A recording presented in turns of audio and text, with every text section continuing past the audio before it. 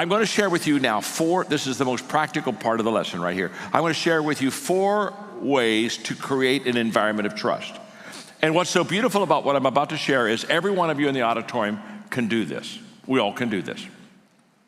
It's not out of our reach. It's not something that's impossible. So look at your neighbor before I give you the 4 things and say to them, even you can do this. Go ahead and tell them that. Even you can do this. Are you ready? Let's go. Number 1, we're creating now a trust environment which is conducive for transformation. Number 1, value people. A trust environment begins when people feel valued. And the word beside that, which is on your screen, is the word connecting. When we value people, we have the ability to connect with people. And the flip is also true. When we devalue people, we disconnect from people. When people say, I want to be Christ-like, I say, well, if you want to be like Jesus, then right at the top of your agenda should be valuing everybody. Because Jesus valued everybody. And when you say, John, what do you mean by everybody? See, when I tell people that they need to value people, they're okay with that. Oh, yeah, yeah. It's good. Value people. Got it. But when I point to Jesus, if you want to be Jesus-like, he valued everybody. Don't miss this. He valued everybody. There is no person on this earth that God doesn't value. And the only people that have a difficult time with valuing everybody in Jesus' day were the religious people. It bothered them greatly that Jesus would eat with sinners, that he would hang around with tax collectors, that he would be down in the marker where the hookers were. Bothered them greatly. Why are you spending time with them? Why are you there? And Jesus is saying very simple, you got to understand, I'm a doctor. I came to take care of sick people. I'm a shepherd. I'm looking for a lost sheep. Don't miss this.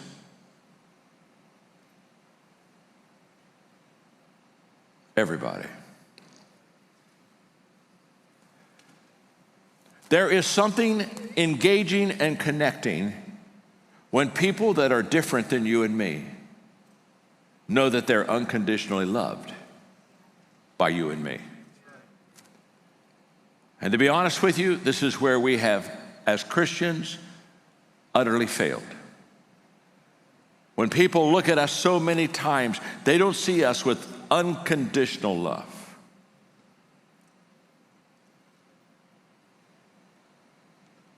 And so what does that do? That creates the disconnect.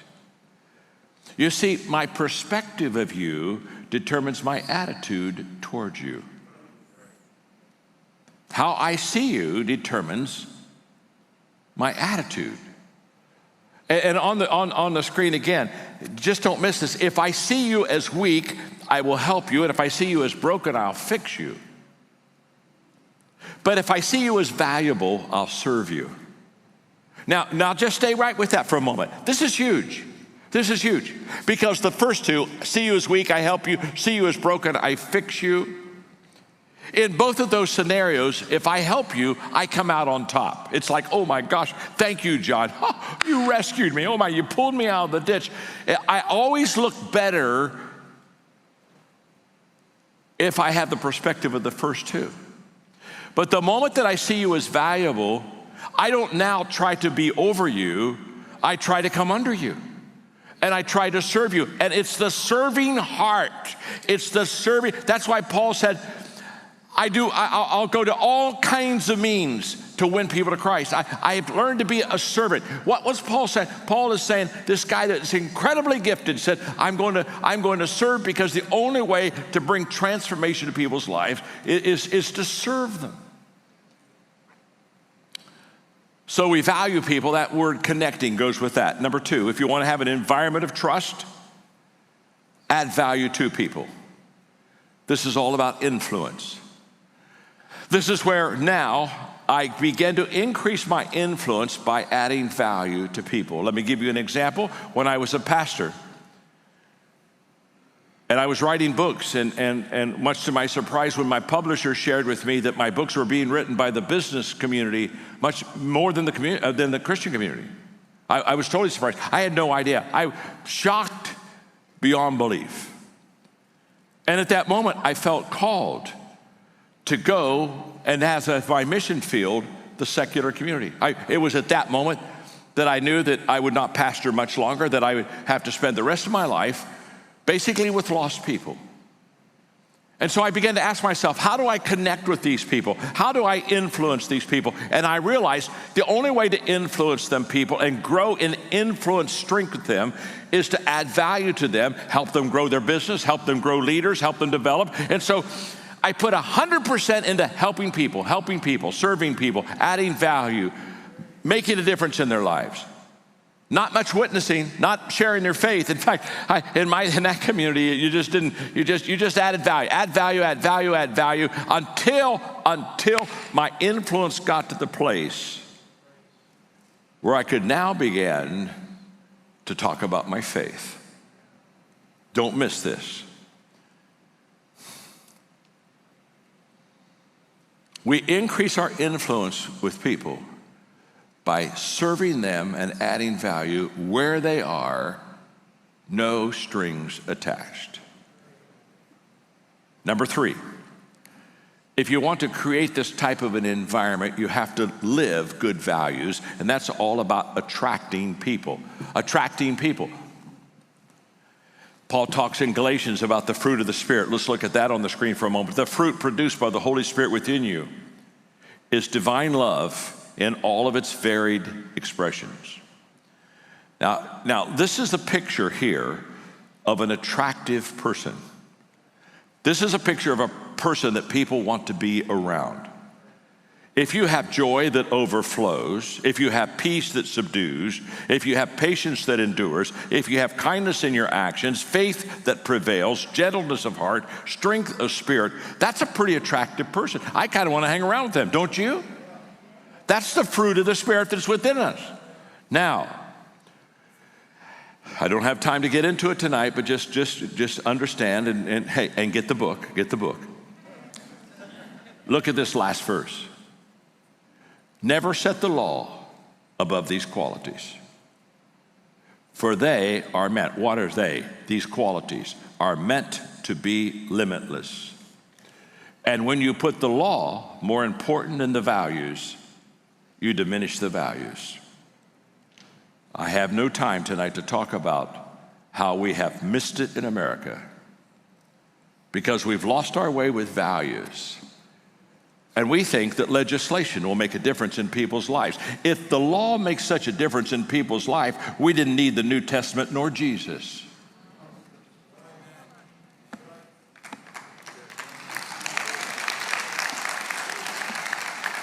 Yeah, I'm waiting.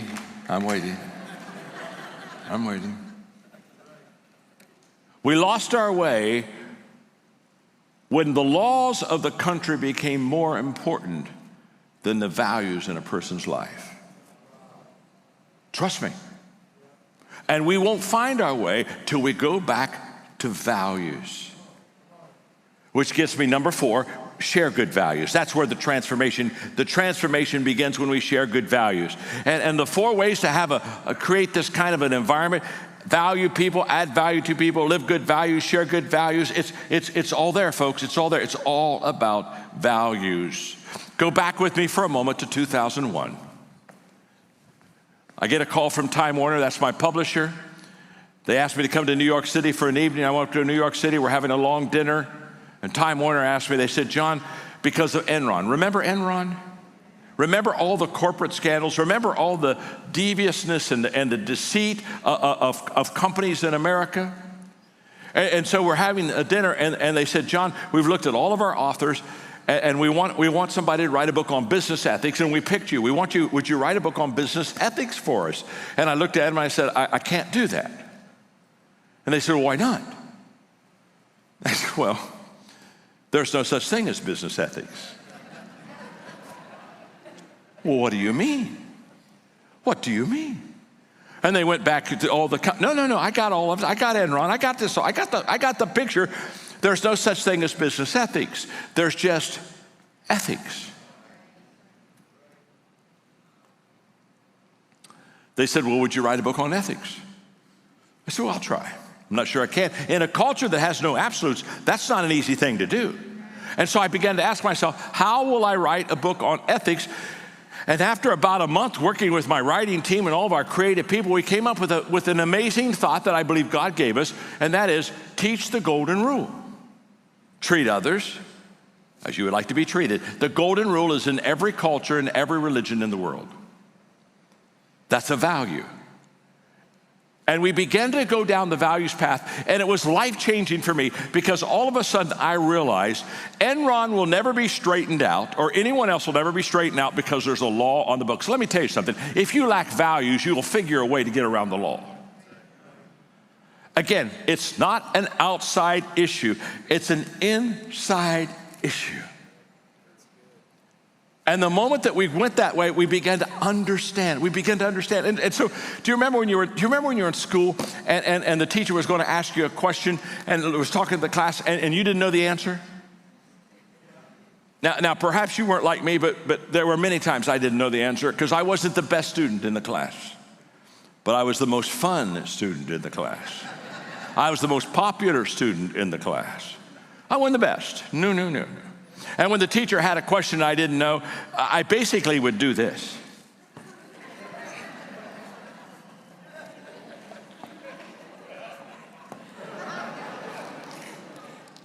Let me ask you, how many of you ever hid from the teacher?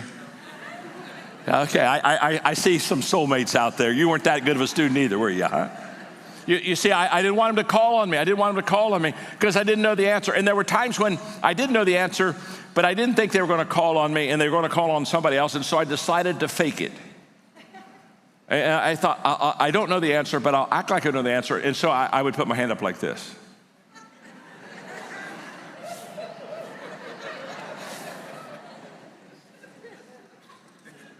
And then there were times I knew the answer.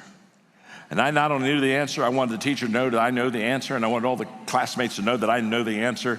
I want everybody to know that I know the answer. And when I really knew the answer, my hand went up.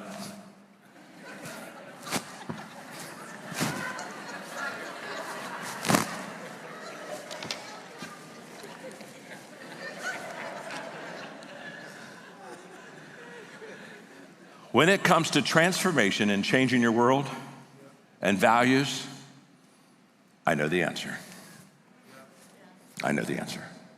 In fact, the reason I'm so passionate about it is I know the answer because I've done it now for 25 years with millions of people, and it works. And I wish you could be with me.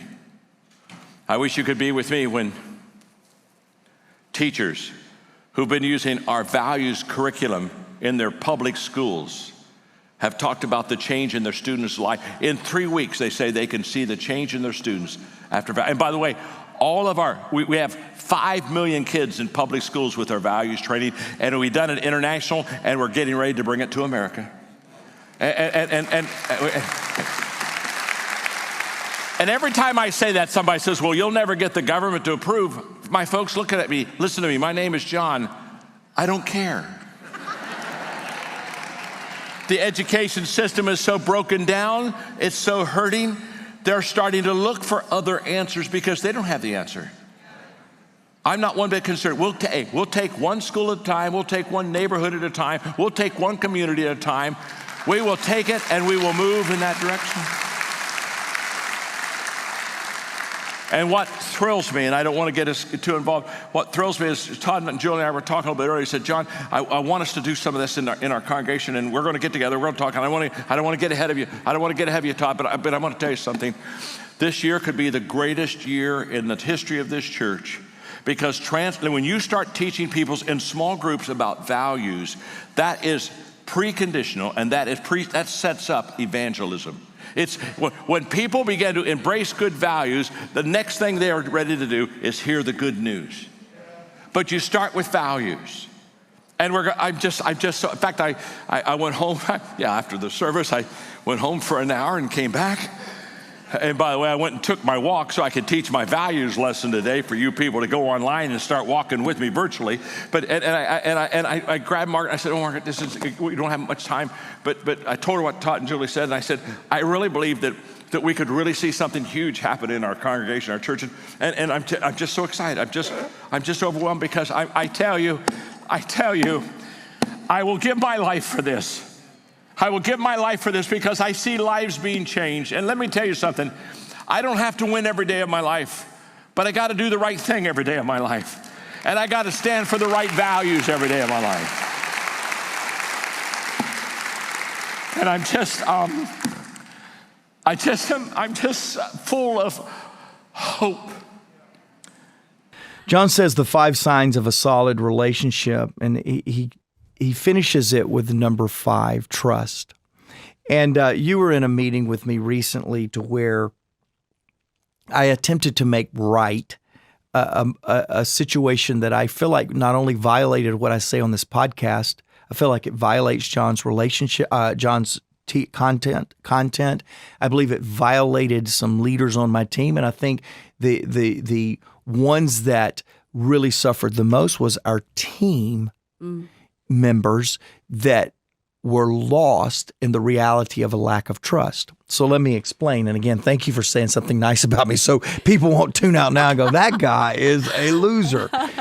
But I realized something. We teach around here, Becky, and you know this and you live this, that when you ask somebody to do something, whether you empower them for a project or a position, we established that we vetted everything we needed to vet when we assigned or empowered that responsibility to that individual. And so trust is at the all-time highest it can be. It's Absolutely. At 100%. Yeah. John calls this, for all of you podcast viewers and listeners, John calls this putting a 10 on everyone's head.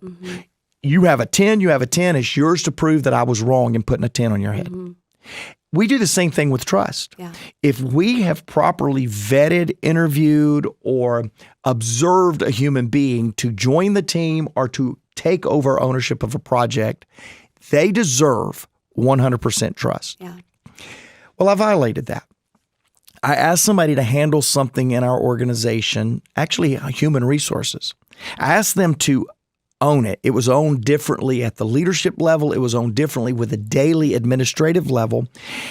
And I never could get comfortable that they could treat human resources, treat the culture that I have fought for 22 years as good as me or a couple of people that had been around me a long time, right? Yeah. And that's normal. There's nothing bad with that. Normal.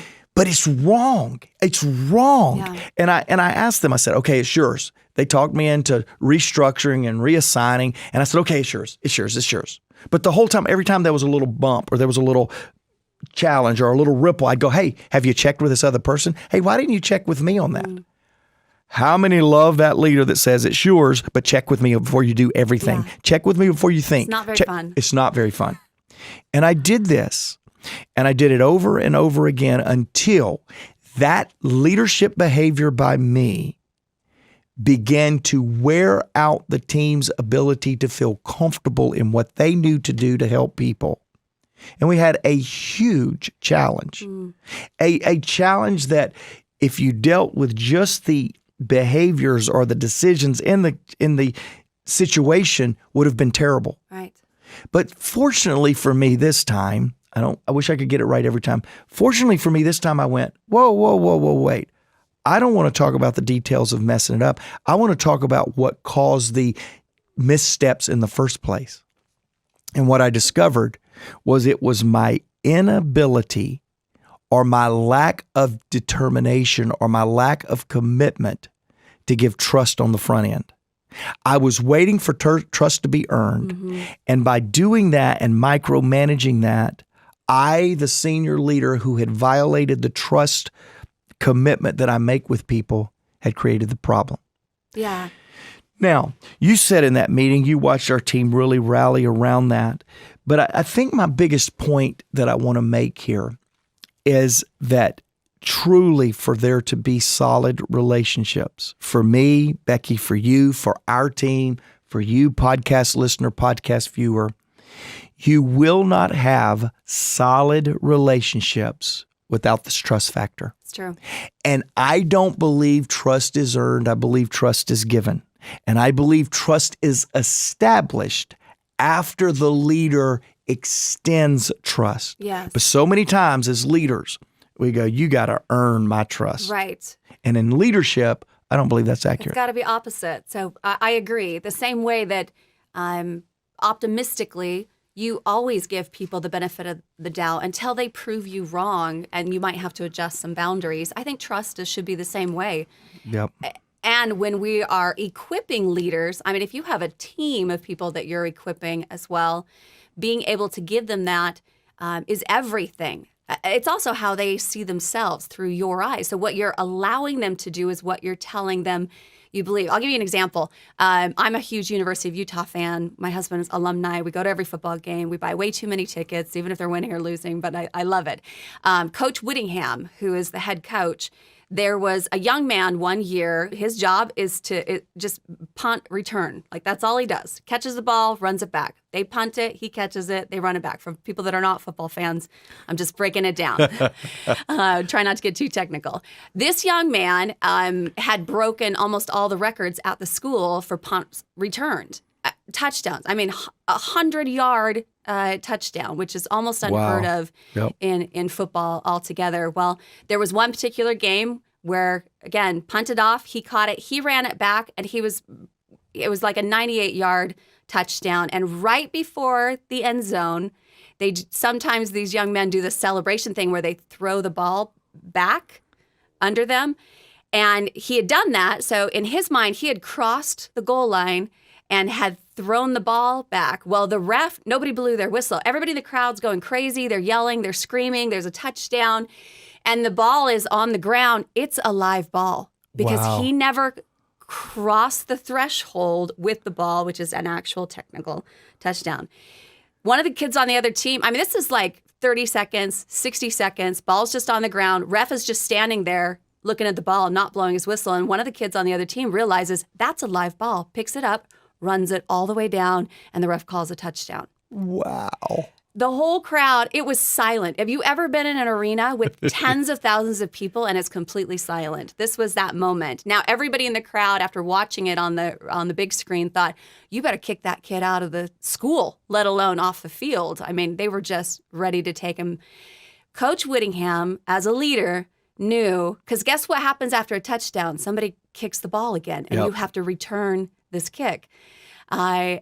Coach knew to put that kid right back out on the field. Wow. I don't think there's a moment he'd probably been more mortified or questioned his ability or his ego had been bruised. I mean, it was probably the lowest of the low moment.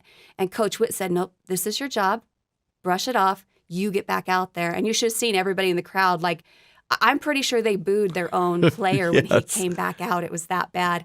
And that kid had to catch the ball. But as leaders, it's so easy for us to say, I'll pick it up, or I'll adjust, or I'll just make other arrangements.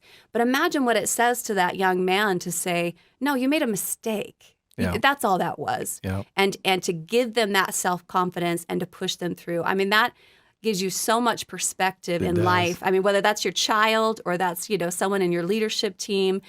But trust on both sides has to work. So they've proven through time that you can earn more trust, I think, that you can give them more. They're capable of more. You've been able to see that with your own eyes. But I think the second part to trust is forgiveness. Mm-hmm. Because nobody's perfect. I mean, the Mark Coles, the Becky Purcells, the John Maxwells, as great intention as we have, as much as we've learned, as many books as we've read, we're still going to make mistakes. So being around people that also understand that the flip side to trust, or that second phase, is forgiveness and letting it go, and then re-empowering. And there'll be several times that you re-empower. Now, if you have to re-empower too much, you can start to question, maybe I've given them a little too much trust in that process. And the worst thing that can happen is somebody who just gets really good at apologizing and doesn't get good at changing their actions. So trust it's a big category in that aspect. It is. the willingness, and it speaks a lot to you, Mark, the willingness to recognize that about yourself and then to share that, not just with our lead team, but to all the world and the podcast. You're just rebuilding, and you're establishing trust. You've reaffirmed it, and it is an ongoing process. It's not something you do once. It's not like you got married at the altar and now it's fine. You don't have to work on it at all. Yeah. Which takes me to the next question. Delegation, or for some of us, the lack of delegation, really can be the linchpin to priority management. Yet, how do you build that trust? Talk to me about the trust factor and how you can see that work with a partner like this. Yeah, you just have to, out of the gate, you have to trust. And I'm sure you got a lot of listeners right now are going, I don't know about this. Out of the gates. But you really do. You have to come into it and say, I'm already going to trust that you're going to do the right thing and you're going to be the one to help me. Delegation is a leadership skill. And it's something that a lot of us have to work at. It's like muscles, right? You got to work at it. You got to go back and say, again, having that thought partner, that accountability partner, somebody who's good at it is going to help you do that. But ultimately, start with, a small amount of things. Hey, this is what I want you to do. Watch them do it. If they, they're not going to get it right the first time. That's the other thing that I hear leaders all the time say, well, I tried to have an executive assistant, but man, after 2 weeks, I just gave up. Yeah, I'm like, 2 weeks? Nobody learns anything in 2 weeks, and we're complicated people, right? Yeah. And so it's really hard to match personality and to understand work styles. You got to give it time, especially in a remote environment. But once you go out the gate and trust that they have your best interest in mind, that they want to do a good job, then just slowly give them more and more and more things to do. Praise them when they do it right. Yeah. Direct them if they need, some help in another way. But yeah, I think, like you said, trust is the start of that. And you're going to get better at it the more that you do it. Yeah. I've had so many friends use belay. I've had a friend that's helped start belay. You got to be a part of all that. Yeah. And one of the things that I love that they would tell me through the years of your world is you bring the best of the best that were designed and made to come in and support. And then us as leaders, as executives, as people that are trying to get focused, it is our responsibility to come back and trust. I want to camp right here for just a moment because I believe the best way to demonstrate trust to someone is one, patience.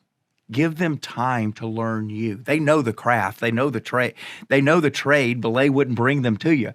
But give them time as a person to understand. The best way I know to help somebody understand me is what I call contextual leadership. Yeah. Not, hey, I need you to go book this travel.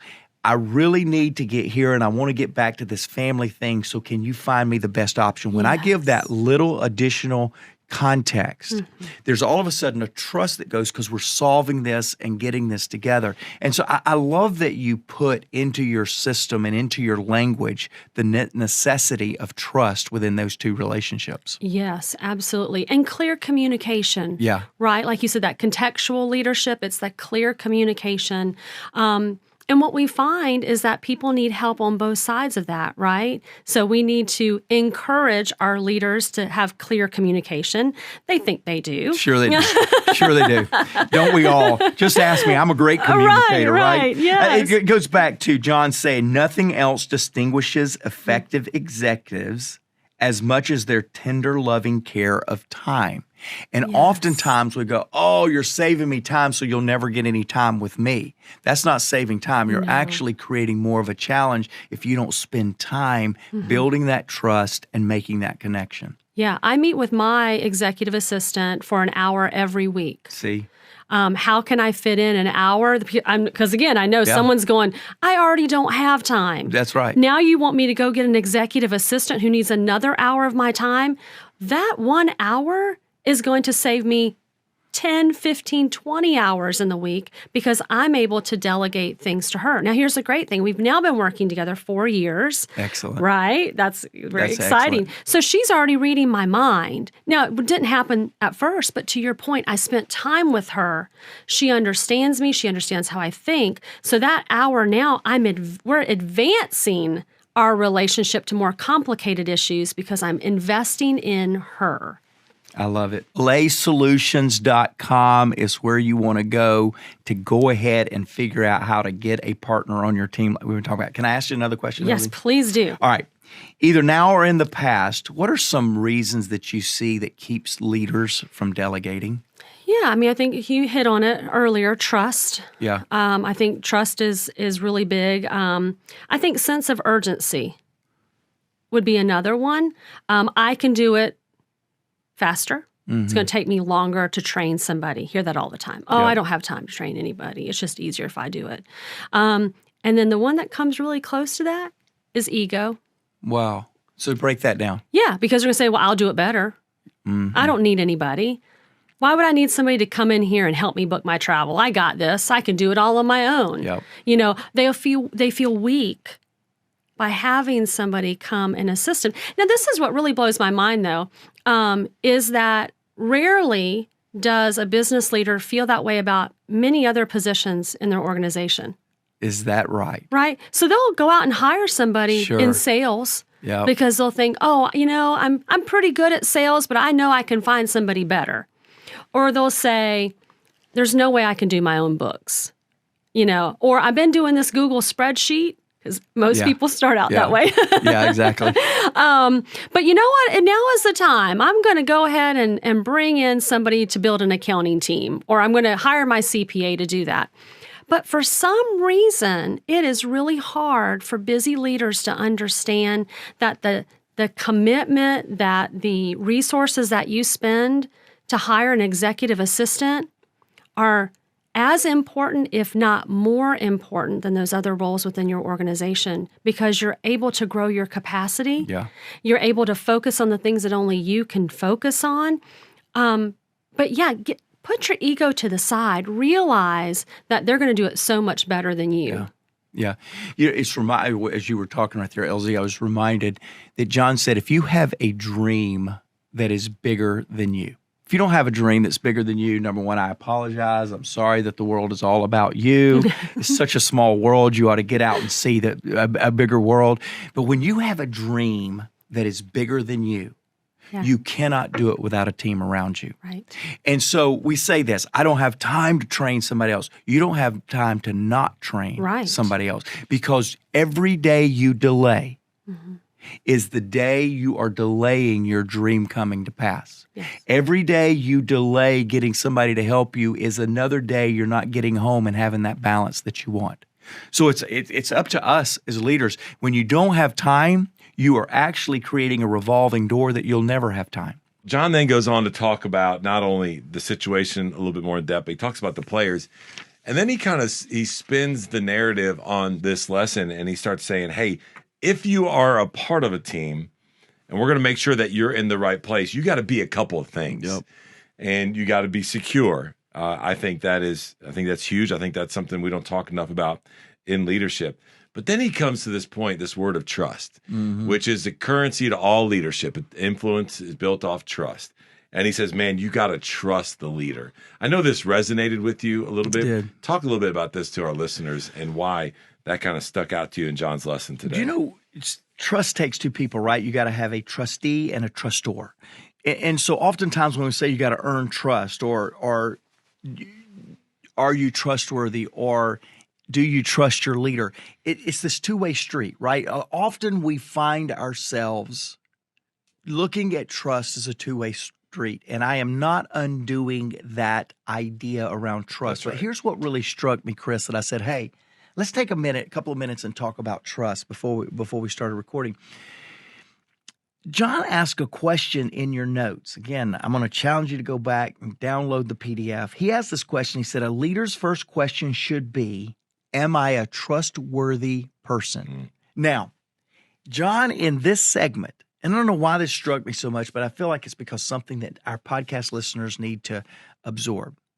John challenges us in this idea of the players on the team. The first question is of ourself. Am I a trustworthy person? And I look at that and I go, well, you know what? Did you lie last night? Did you steal something? Did you cheat? Okay, you're good. I'm a trustworthy person. John's going much deeper than those moral, ethical, characteristic issues. He's saying, can this person trust that I have what's best for them at heart. Am I a trustworthy person? Because then he goes on and he says, can I be trusted by the organization's future? Will this direction be best for the organization? And he asks, can I be trusted by this person's potential? Will this direction be the best for people? All of those are very reflective questions that I believe a leader should ask before they have every conversation. I've got tough conversations I have all the time. Had a few a couple of weeks ago, got a few coming up. If I sit down and I ask myself the question, Chris, am I being trustworthy here? This is not talking about does somebody else see me as trustworthy. This is digging deep. But I will tell you this, I believe trust originates in a blind spot. And if I'm blind, if I have a blind spot, I love when John teaches this. If you have a blind spot, guess what? You can't see it. You can't say, you know what, last night I was sitting alone and I saw a blind spot. No, you can't see. Blind spots are always pointed out to you. And to be honest with you, the bigger the blind spot, the bigger the surprise when you see it. In fact, the bigger the blind spot, the more resistant you are that it's a blind spot when you first hear it. So, am I a trustworthy person? I don't think you can answer that question internally, even though it's an internal question. I think you have to get people around you and say, give me the body of my work in situations like this. Am I a trustworthy person? Give me the body of work and how I have treated this organization's time when they're paying me. Am I a trustworthy person? Too many people try to answer that question as John directs to answer. Am I a trustworthy person? But most people don't go through the discipline of figuring out if they have blind spots before they answer that question. My greatest challenge to you, and this is why, Chris, I wanted to bring it back up. My greatest challenge to all of us is to really ask the question, am I a trustworthy person before you go make a hard leadership call, before you make a leadership decision? Am I a trustworthy person? But I'm going to take you one step further. Don't just ask the question, get input about the question, because chances are in the area of trust, you trust yourself. You know where you're coming from. And so you consider yourself a trustworthy person when really you're just a comfortable person that's pretty blind to your own way of doing things. Why this is so important is people are looking to their leader for their career development. So let's stay on the professional side for just a minute. And nowadays, inside organizations, people are joining or staying with companies, top 3 reason, because what is that leader going to do to develop me? Do I trust that leader? And I love how you're posing us to ask that question. I've also heard another way where they say, what's it look like to be on the other side of my leadership?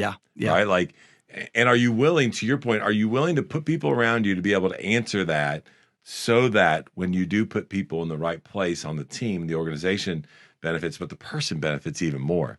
And then, oh, by the way, third, then you'll benefit as a leader. Today's word is trusting. It's one of the 7 words of love from my book, Love Works, and it's a very powerful leadership principle. And the definition of trusting is to show confidence in someone. And I learned a lot about trusting at a very pivotal point in my leadership career, and I want to share that story with you. When I was in the auto industry, I started at the bottom. I was a plant foreman. I worked in car dealerships. I worked my way up to be the president of a GM division, Saab Automotive. And I led as an expert. I felt I had a lot of the answers. I was more autocratic. I tended to tell people what to do, not ask them what should be done. Frankly, I felt like I knew too much. But then I was asked to be the CEO of a theme park company called Hershey Enterprises, then also at SeaWorld. And I had to learn to lead in an entirely different way. Instead of knowing the answers, I had to find the answers. And what I learned through a lot of mistakes, 3 things to think about if you want to be more trusting and show confidence in someone. The first is to give them clarity. Without clarity, there's actual cruelty. And that's a Brené Brown quote. Without clarity, you have cruelty. You have to be clear with what your expectations are, what does success look like, and then let them go. The second part of being trusting is to show empowerment. And the best question I've ever heard on empowerment is so simple, it's so powerful. Think about, what's the worst thing that can happen here? And can I live with it? And when I'd ask myself that question, I could let people go a lot more than I thought. Let them make mistakes, they'll learn from it. And then the third thing is to always ask a lot of questions, don't give the answers. So with clarity and empowerment and asking questions, what I found is I found better people and they wanted to work for me more, and I didn't lose good people. It's a powerful, powerful principle. So if you're going to trust, put confidence in someone and you will be a better servant leader. Hi, my name is John, and I would like to talk to you about the principle of earning trust. I'm not certain that there could be a better compliment to you or to me than to have somebody come up to me and say, you know, John, I can count on you. In other words, what they're saying to me is, John, you're trustworthy. Or for somebody to walk into your life and say, boy, you know what, I depend on you. I count on you. What a great compliment when somebody basically say, you're a trustworthy person. Now, you aren't born with the trust of people. You've got to earn it. It takes time. And I talk about depositing in your trustworthy account. I mean, how do I build trust? How do I make my account bigger? How do I increase my trust level with you? The reason this is so important is trust is the foundation of all good relationships. You show me a good relationship, and I will show you a relationship that is built on trust. Just like you show me a relationship that's falling apart, and I'll guarantee you, it's losing trust. And you and I are either depositing into our trustworthy account, or to be honest with you, we're withdrawing. And that account has the potential of getting bigger, or it has the potential of getting smaller. So what do? How do I expand and grow that trustworthy account? Because here's what I know. The more trustworthy I am, the more influence I have, and the more that I can make a difference and help people. So I do two things to increase that trustworthy account. Number one, my words and my actions are the same. Nothing throws people a curve than to have somebody say one thing and do something entirely different. You don't follow a leader like that very long, and it gets quite confusing, and you're not really sure who's the real leader and who's talking to you, the person that's supposed to be or the person that is. So you want to make sure that there's an alignment between what you say and what you do. And the longer you're with people, what you do holds more weight than what you say. I've often said that in the beginning of a relationship, what I say to you holds more weight than what I do because you haven't been around me enough to see what I do. But over time, you're watching me and my behavior becomes apparent. And after a while, my words mean less and my actions mean more.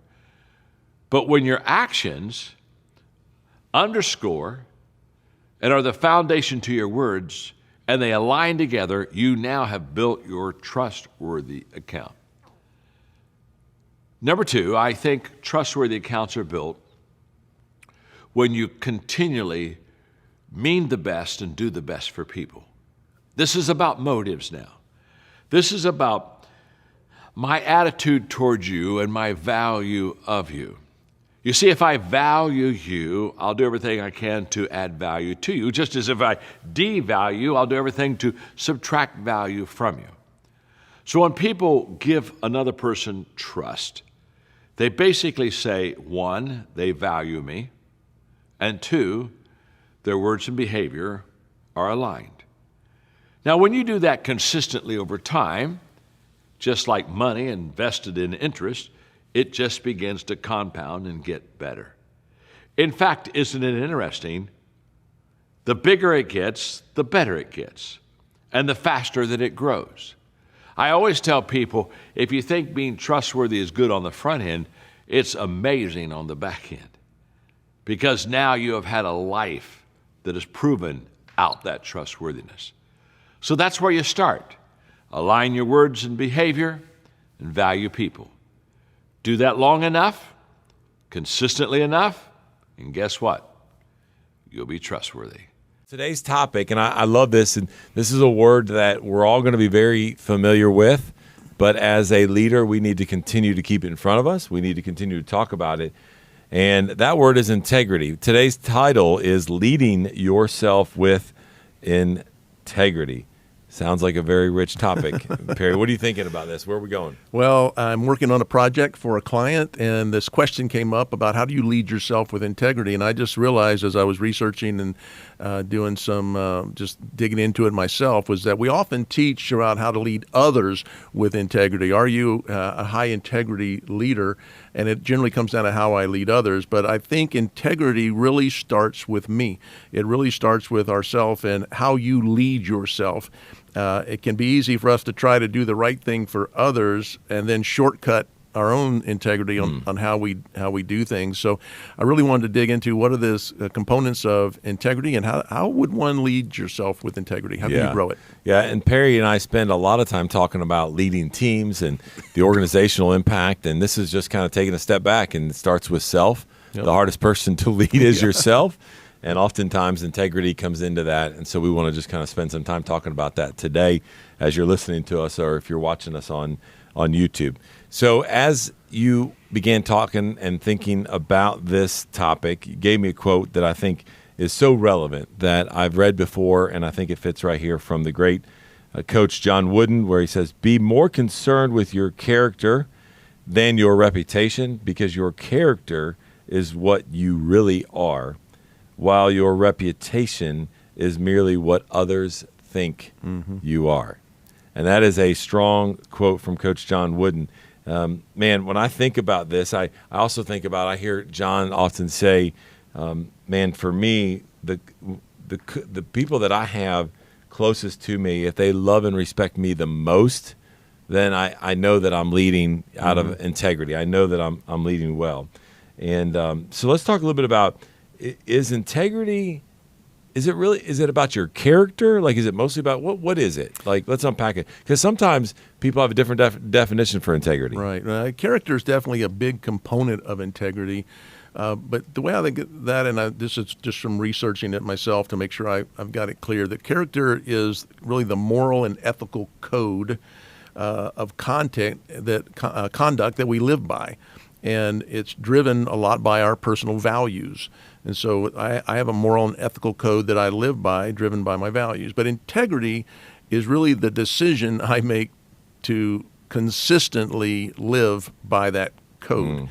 The word integrity evolved, from the Latin, and my wife will love that I'm throwing out because everybody else was taking Spanish, I took Latin, and she's giving me a hard time for 40 years. Yeah, see, and now you'll give me a hard time. She always says, "How's that Latin working out for you?" But anyway, that's the point. Integrity comes from Latin, meaning whole or complete, defined as completeness, state of being complete or whole. We get the words like integrated in there. So think about integrating. Pretty good way, I think, to remember integrity. You're integrating your thoughts, your words, your actions to be consistent and whole. They're integrated. They're not, you do one thing and say another type of thing. So to me, that's the way I usually think about it. Yeah, I love that. It makes me think about when I was in college about 6 years ago. No, I'm just kidding. Back playing football a long time ago. You were in college for 6 years. Yeah, that's exactly right. It was a different plan. I was at a different pace. I remember playing football in college, and I'd be at home doing workouts, and we would get a packet, not via email back then, but actually in the mail, and it would come to us, and at the bottom of that, there would always be this definition, this quote where it said, "Integrity is doing what you're supposed to be doing when no one is watching." Yeah. And in essence, trying to make sure that we were motivated Who's doing your homework? to doing our homework, that we're out there getting things done. And so I think that speaks perfectly to this integrity thing that we're talking about leading yourself with integrity. And if you're not doing that, you sure can't be integrated and whole when trying to then lead others. So how can you ask others to have integrity or to lead with integrity if you're not living that out yourself? So let's talk about how someone can go about developing their integrity. Yeah, it's you think I either have it or I don't. No, you need to work on this. Yeah, it's something you want to be constantly aware of, your own level of integrity. And that's why I start every conversation talking about either character or integrity, about self-awareness. Such a big lesson for leaders that so many research about the best leaders are really these highly self-aware. We've spoken a lot about self-awareness here, have some podcasts on that, but it often comes down to developing character and integrity is essential to really for you to know who you are, what your personal values are. I mentioned that. What's my strengths and weaknesses? How clear am I on my strengths and weaknesses? Am I trying to be something I'm not? Just being honest with myself. Where is it I need improvement? What's my effect on other people? I love this one. Who's in my inner circle that's holding me to a standard? And we've talked a little bit about the inner circle here as well. But anything you can do to increase self-awareness will keep me from kidding myself about how I'm leading myself. Yeah, that's good. You can put that on a tweet if you want to. I like that. Yeah, absolutely. Well, when I think about this, in addition to everything you just talked about, and you begin developing this, like what are those areas specifically that you can do? One of the ones that comes to mind right away, we don't talk about this enough in leadership, is how consistent are you? And we, My favorite word. We joke around, but it's really not funny that one of the most influential people that we know in an organization, this is a true story, a Fortune 500 company, is one of the executive assistants on that floor because she has 2 different color coffee cups. Remember that, yeah. Remember that? And this is a true story. And because that leader's not very consistent. And so, again, that plays into the integrity of that leader. The red cup says, that's right. Stay away. The green cup says, right. Come on. That's right. So if you're listening to us and you're walking down the C-suite and you see different colored coffee cups, you'll know that you're the organization we're talking about.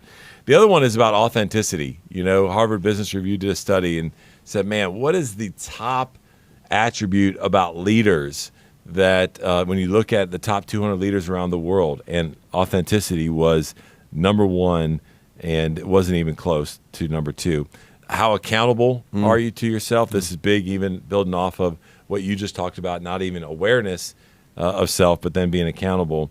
And then the final thing is, how integrated are your words with your action? Is it lining up? Is your audio lining up with your video? Yeah, I like you threw in accountability. Accountable to myself is enormous. People of high character and integrity are accountable and responsible to themselves, as well as to others, but especially to themselves. They also consider implications of their words and actions on others. So you're thinking how I speak. Am I aware again of my effect on other people? They tell themselves the truth, and I think, well, you think I'm not telling myself the truth? Yeah. No, I think that we can easily, it may sound a little weird, but I can tell myself things that I think are the truth, but they're not always true. Am I distorted something, or have I? I've heard it say that denial. I'm the best salesperson for myself, right? Like I can give it and sell myself anything. Yeah. I think I heard Andy Stanley say recently that every bad decision you've ever made, you were there. You were the one that was there to do that. So, but we can be in denial. We can distort situations. I manage myself based on my intentions. I judge you based on your actions. So that's right. I think we have a way of distorting things that we see. And so can I get in the habit of telling myself the truth and being completely honest with myself, even if it may not be, that attractive. Yeah. And why it's important to become aware and to work on this is because it's going to be tested. Oh, yeah. It has been tested. You're probably sitting there saying, oh, man, that just this morning, just yesterday. Absolutely, it's going to happen every single day. And so your character and your integrity are going to be tested as a leader. And I know I've heard you teach on this. And I know that you've included this in the Learner's Guide. Again, referring you back to maxwellleadership.com/podcast, where you can download that, where you've mentioned 4 different areas to where you're really tested about this when it comes to character and I think and integrity. I would encourage you as you go through them, everybody being honest with you, tell yourself the truth. Where are you most susceptible? Yeah, I'll probably share an idea that I had on this, but go ahead. Yeah, let's do it. So there's 4 areas, and then I'll let you share. Is money, finances there, liberty or freedom. That's number 2. Number 3 is recognition, and then the 4th one is pleasure. Yeah, so you think about anytime you're dealing with money, you have a chance to do things for money. The way money pops up there, liberty or freedom. I'm the boss. I can do. I have the free reign. Free reign. I can do what I want. Recognition, keeping it versus passing it on, or sharing it versus not. pleasure, just doing fun things or entertaining things to get me off track to do that. But I think one area where we can deny or distort the truth is well, since I've been studying and preparing this lesson, I don't know how you are, but when you're teaching something, it becomes very all of a sudden it shows up everywhere. All of a sudden it shows up everywhere in your life, and so I notice I have the best intentions, and but I'm still yet tempted to cut a corner. I'm the easy way. What are you trying to get off your chest over there, Perry? You're hesitating. What are you thinking about? What's the example? It's simple, silly things, but I reminded of it this morning here in the office. Was I come in the office here and I use this temporary office, and there's nobody's in the office. It's an empty office for guests and visitors. There's a pen laying on the desk that is one of John's 4-color pens, and it was a nicer version than what I have. And I thought, I should just take that pen. I like that pen. Just throw it in your bag. And then I'm teaching this lesson going, that's not my pen. Now, I could walk down the hall and ask you or 10 other people, and everybody would say, take the pen. Yeah. But why am I just tempted just to take the pen? That may sound like a silly example, but it's exactly what I do. Small, but yeah, it's good. I'm playing my family, kids and everybody. We play Wordle. Oh, we do the same thing. But we have an ongoing text stream, and every day everybody shares their Wordle score. And you only get 6 chances. If you haven't played Wordle, don't start. It's addictive. But you only get 6 chances. And I notice I'm tempted when I get down to only 6. Just go Google the answer and put it in a 6 and say, whew, I made it, versus having to say, I missed it today. Yeah. And so I just think, no, I'm not doing that. But, each of us, if we're just honest, important word there, honest, have dozens of opportunities that pop up. I tell you, just one happened yesterday. My wife took something in to be embroidered. The embroidered people said it can't be done. She'd already paid $15 for it. They said can't be done. So the owner of the shop put her fabric into a container and put the $15 in cash into the container. When she went to pick it up, the person working there, the owner wasn't there, the person working there gave my wife the container and another $15. When my wife got home, she found $15 in her hand and $15 in the bag.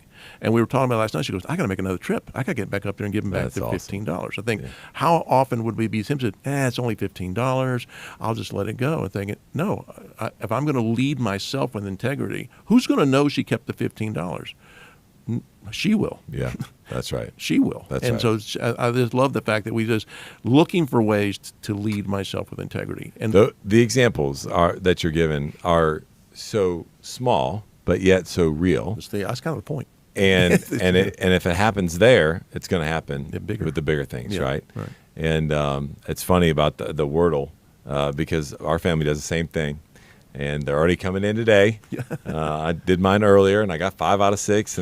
But when I see somebody come in like 2 out of 6, I'm like, get off Google, right? But yeah, I think that I love how simple the examples are as a leader, but it becomes a behavioral pattern that we need to be aware of. It also makes me think about John's content around leader shift, and we talk about we got to make it from perks. We got to make the shift from perks to price. Yeah. And that we can all be enticed by a pen, as simple as you're talking about. Right. But man, we really got to understand the price that then pays, or we then have to pay with that in regards to leadership from an integrity standpoint. It's a high calling. We got to be aware of it. You have to absolutely be aware of it.